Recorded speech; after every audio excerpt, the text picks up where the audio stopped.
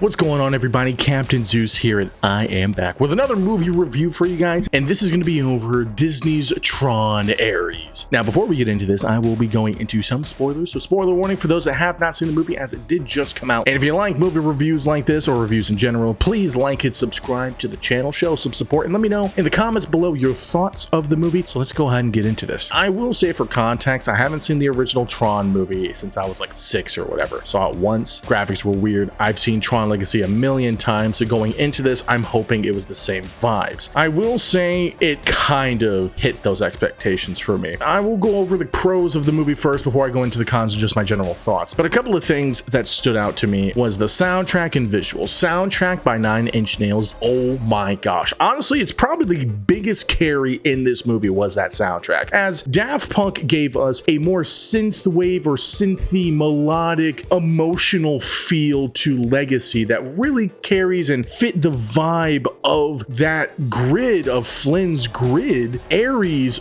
was the opposite. We had a cyberpunky kind of vibe, more of a grittier sound, fitting the eviler, more evil-esque vibes, as well as just the Dillinger grid as a whole with the corruption and everything. I love the contrast between the soundtracks from Legacy to Ares, and I think 9 Inch Nails did a fantastic job on the soundtrack. Loved every second of it. I was geeking. I was straight geeking over it. The visuals was also absolutely amazing. A mix of practical and CGI. Outside of like 1 or 2 instances that you gotta really be paying attention to catch, the visuals were fantastic. It's really not hard for Disney to just do good visuals, considering how much money they make, how much time and effort they can put into these movies like Tron Ares that have been in development for such a long time. So great job on that route. And I would say those are like the 2 biggest pros for me. Now for the rest of the movie. First, I want to address the Leto in the room. I know a lot of people don't like Jared Leto, and that's fine. You don't have to like the guy. Now, his acting was fantastic. Despite your feelings of him as a person, allegations or no, his acting was great. It was,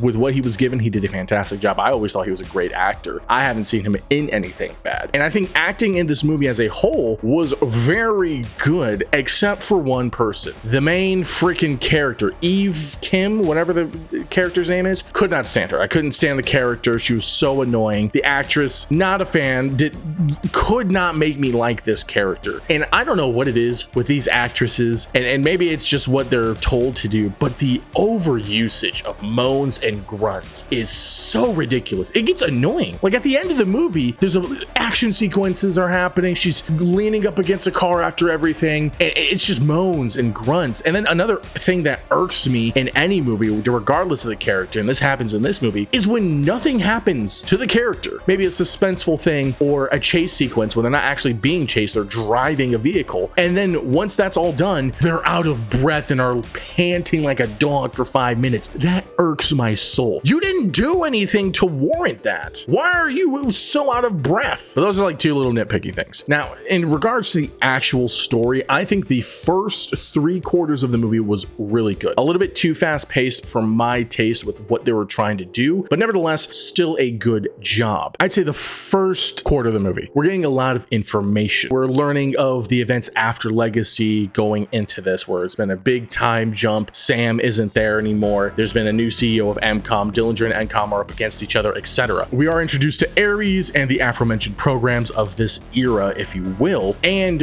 what not a day-to-day task looks like, but kind of what is at stake currently. Like, what is the bare minimum? And it's still actiony. You got the grid for both companies is actually their like security protocol to protect all of their stuff, which I think is smart and very creative. Things get very serious when you get to that second quarter, that 2 out of 4, because that's when things start to get serious. Why so serious?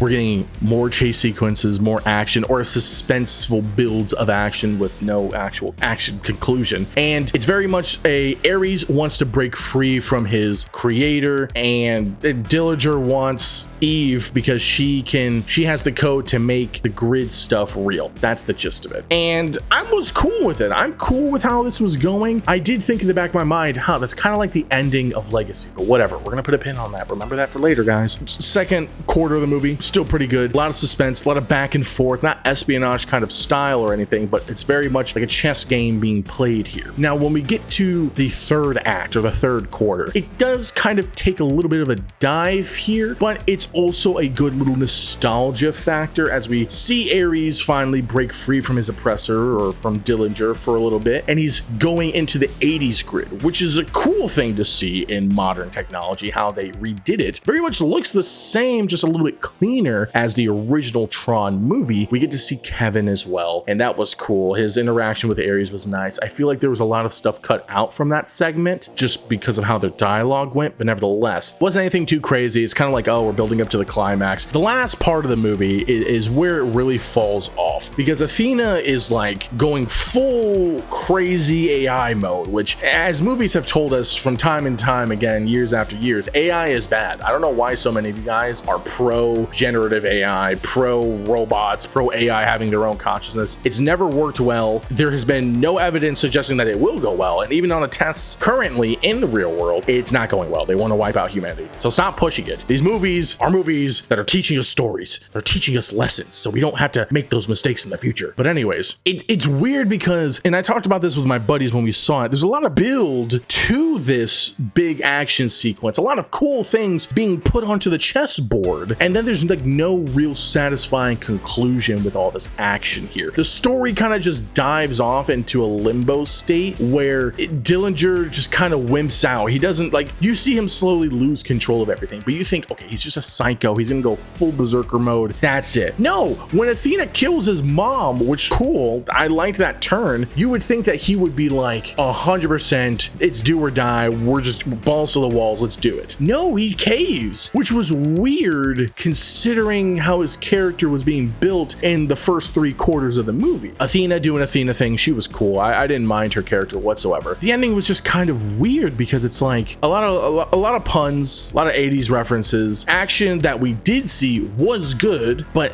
the ending just kind of just fell flat. It was weird, especially because at the end, it's Ares is now in the real world, not digitized on a time limit. Now, when you see the movie, basically Dillinger made it so he could take people and stuff from the grid into the real world, but only for 29 minutes. Eve found a way to make that permanent. That was the whole thing that Dillinger was chasing her for. But once he becomes permanent, I don't know. It was weird because it's like he became permanent and he only has one life. Well, technically, you know, when you're watching Legacy, you only had one life. You know, you never got rebuilt, so to speak. The only time that happened was in Ares. That was the only time I was introduced to that concept for Tron. And it was a weird moment where he's talking about, he doesn't really speak to of the name specifically, but just alludes to Sam and, what's the first her name? Kira? Sam and Kira, I think her name is, the ISO chick that Sam was into. He mentions her and talks about how, like, I'm not the only one out there. It's like, that doesn't make sense though. Like, we know Sam and what's her face is out there. Why were they not in this movie? Sam stepped down from being CEO. Why? We never got any conclusion to that. There's no actual pass of the torch. We didn't even get to see Sam actually in there. And it also didn't make sense because it almost was like Legacy didn't happen, because the whole purpose of Legacy was the programs were trying to break free and were trying to leave the grid, come to the real world, because Kevin originally wanted that to happen to make a better world, etc. And when it finally happened, Sam and his girl leave, and since she was an ISO, she was the key, she was the future. So all they had to do was something to make the world a better place. Well, none of that happened apparently. I have no idea where Sam and what's-her-face went. They don't mention that. They don't mention anything about the ISOs. And in this movie, it's like he just leaves. He just drops dead. And so when Ares is here, he has the prominence code, which I guess is the equivalent of what the ISOs were. I don't know. It was never really fully explained other than the fact that whatever you digitize stays in the real world instead of just decaying. It's also the cure to making all these uncurable diseases, solving world hunger. It's like, wow, that's almost exactly what the ISOs were in Legacy. So it was kind of like a redundant movie in that essence with the ending. Now, if they would have cut that last part of the movie out and would have went a darker route, which is what this movie's vibe was and was teasing with the trailers and everything, I would have been cool with that. It's not like it was terrible, but it wasn't good or it wasn't great. I mean, I don't know. Also, one thing too, they totally spoiled this movie in the second trailer. Usually the first trailer is just a teaser, gives you a little something. The second second trailer is the official trailer, and that tells you, hey, this is what to expect in the movie. They showed us Kevin in there, which I thought, okay, he's going to be in there for most of the movie. No, the way that he was introduced and was in the movie was like, oh, this is a surprise reveal that is going to shock all you Tron fans. That was spoiled. Also, Dillinger goes into his broken down grid at the very end of the movie. I mean, like end credit scene end, but they showed that in the trailer. That makes no sense. Whoever was in charge of this is stupid, is terrible. Why are you going to spoil two of the biggest moments in that movie and put it in the trailer, the very first or second trailer? That makes no sense. It's like, oh, I've already seen this from the trailer. It's not that satisfying. What was the point? So overall, I would probably give this movie like a 5.5 out of 10. It has the potential to be really, really good. It really did. And Jared Leto, despite a lot of haters out there, did a really good job. Nine Inch Nails did a fantastic job. The writing just fell flat. I don't know what it is. They focused way too much on Eve, in my opinion, and her backstories. There was more development of learning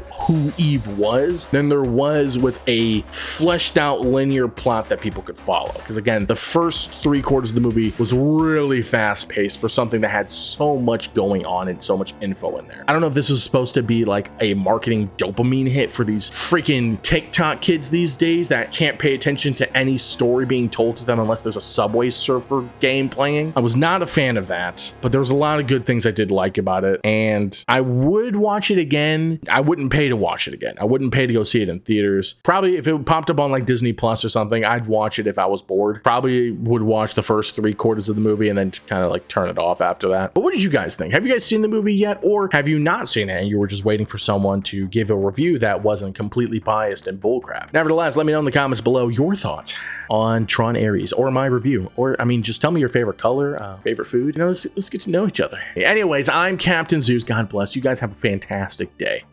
Bye.